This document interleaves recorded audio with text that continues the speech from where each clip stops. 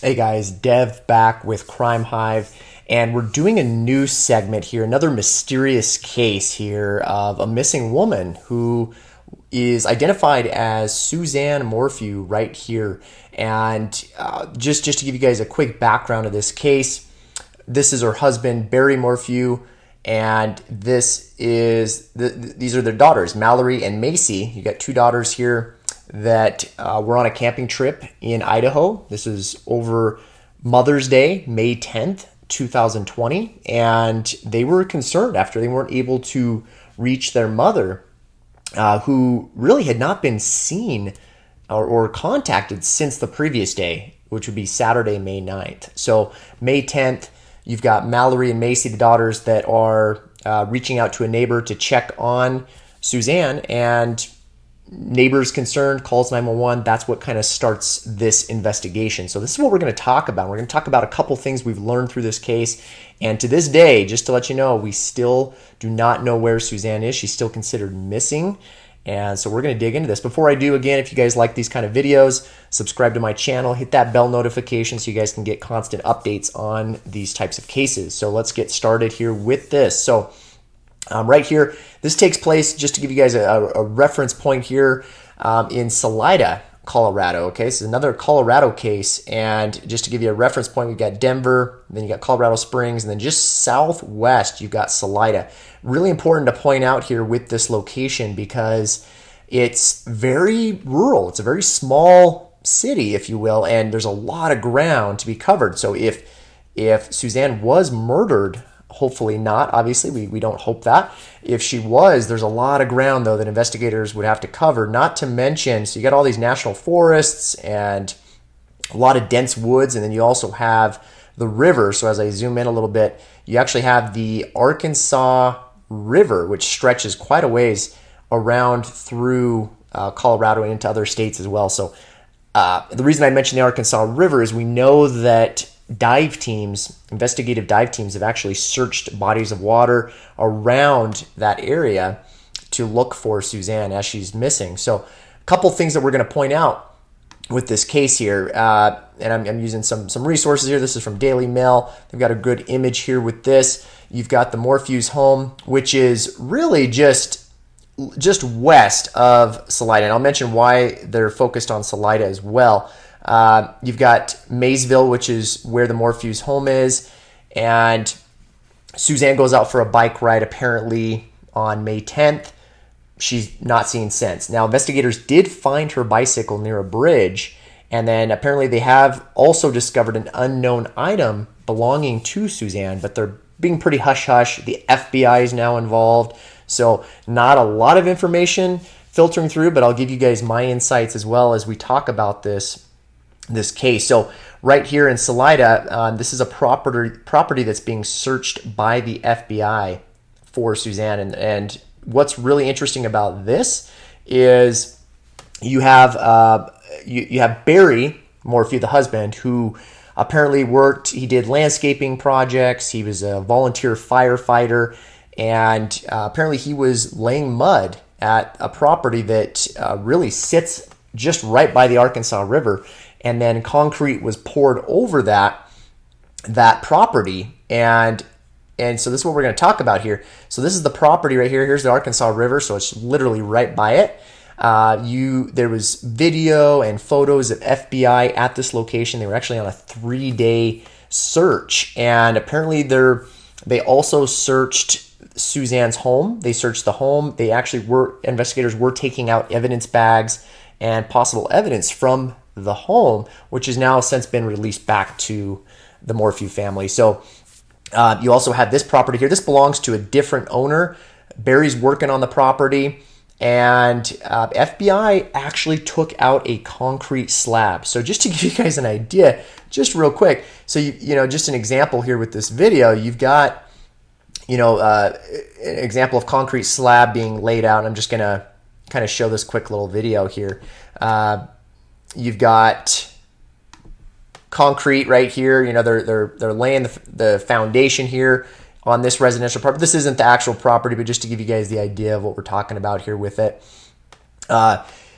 this concrete had already been laid out over the property, right? And for the FBI to actually dig up a slab tells you something. I mean, we know that the FBI has technology and tools now to look under the ground, and I'm going to talk about that here in another video here. So I just wanted to give you guys, to show you guys an idea what we're talking about. They're digging up this concrete slab for this case. Now, what's important about that? Here's another image here of where they're doing their search. And then what I want to talk about though right here is this technology that's been around for a while, and it's called GPR, which is ground penetrating radars that can find things under the ground. Subsurface imaging is what they call it.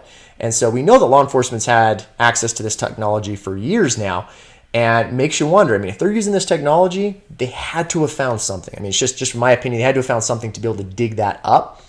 If you guys aren't familiar with this kind of technology, just give you a quick little video here just so you guys can see. Might want to turn your volume up on these. Radar-based subsurface imaging systems, sometimes referred to as GPR, transmits and receives RF pulses throughout the investigation area. Sophisticated hardware and software then receive the pulses and generate an image. These images are perfect for varying real-world applications that go far past just utility locating. Underground structures, geophysical features, trench lines, and more reveal themselves. With this innovative imaging technology as the basis for every U.S. radar system, the possibilities are immense. So I just want to give you guys an idea of the technology that we're talking about there. Now, we'll get out of this here and then continue on here with the case. So again, really interesting technology. Makes you guys wonder what they found, what they're not telling us thus far, what might be going on. Now, husband here, Barry, he apparently puts out a video, and this is apparently on his own terms. He makes this video on his own. He has not really given any type of interview to media, to journalists, anything like that. He did make this video. I'm going to play that as well just to give you guys an idea of what he is saying here and what his thoughts are, what he thinks may have happened to Suzanne. So what do you guys think so far? Before I play this little clip though, what are your guys' thoughts on this case? You've got missing Suzanne, a couple items found, evidence bags, FBI, multiple jurisdictions involved. The thing that I really want to point out real quick here, that before I play this video, that was really kind of just really interesting here, and you guys can tell me your thoughts on this. Barry apparently was not at the home as well. He was apparently off at some sort of volunteer training event, or he was doing some sort of training for firefighting. Now, the chief the chief of the fire agency that he volunteers for apparently said that he was unaware of any training events that were taking place during the weekend of Mother's Day, and didn't think that Barry was off training. He actually thought Barry was off in Denver, Colorado, doing some other type of landscaping project. So what do you guys think about that? I can tell you guys alone that if we knew if that was deception, that one point right there could blow this whole case open right there. Just knowing if did he lie about that? Was he actually off doing a training event? Again, he's innocent until proven guilty. We don't know right now. It's too early to tell, but there's some strange circumstances that we're uncovering. That's a huge one because, you know, is he actually doing landscaping, or is he off at this training video? Was there training? If not, we've got deception, and that's a big red flag that we're talking about there. So I'm going to play this video again. Apparently, Barry offered a $100,000 reward. A friend doubled it, so you're now at a $200,000 reward for Suzanne to come back. Now, here's the video. Just going to play that real quick, and I just want to know your guys' thoughts on this. And here, I'll move this out of the way. This is the tip line number 2. In case anybody does actually have some information about this, you can call the FBI tip line at 719-312-7530. Let's play this video again because I'm streaming it live here. You might want to turn up your volume for these little video clips here. And here we go. If anyone is out there that can hear this, that has you, please, we'll do whatever it takes to bring you back. We love you, we miss you, your girls need you. No questions asked, however much they want. I will do whatever it takes to get you back. Honey, I love you. I want you back so bad. All right, short clip there. But again, what do you guys think about that video? It sounds like he's almost thinking that someone may have abducted Suzanne, right? Somebody may have abducted her, and he's basically saying, whatever it takes, he's willing to pay money. So it sounds like he thinks that she's possibly abducted. From another source, we know that Barry may have thought that potentially an animal may have gotten to Suzanne, a mountain lion perhaps. We don't know any evidence associated with that. We know the bicycle was found, but was there any blood evidence or anything like that to suggest an animal attacked her? Investigators have said no from some sources. We don't, again, this is kind of a hush-hush case.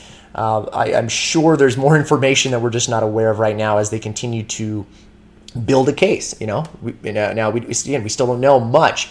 But again, I will point out one last thing before I end this video, and that's the fact that in these types of cases where the wife is missing, I mean, it's just documented. There's most cases the spouse or a loved one is involved in these missing cases or these murder cases. So, again, we don't know. He may be innocent, but I do know that there's an absolute epidemic when it comes to domestic violence, and that is a huge issue all on its own. And we're talking about, this family here on the outside appears to have a very good life. We don't know a lot of the backstory. Were there problems? Were there marital issues? Was there a potential affair? What were there financial issues involved with this family? I mean, there's still a lot of speculation. Let me know your guys' thoughts below on this case. I wanted to do this because I feel like there's going to be some more info coming out soon. I think we're really going to find more information on this, and it's still a mystery to this day. Again, this is Dev with Crime Hive. I'll be back with another video. Leave your guys' comments, subscribe to my channel, and we'll see you guys soon. Take care.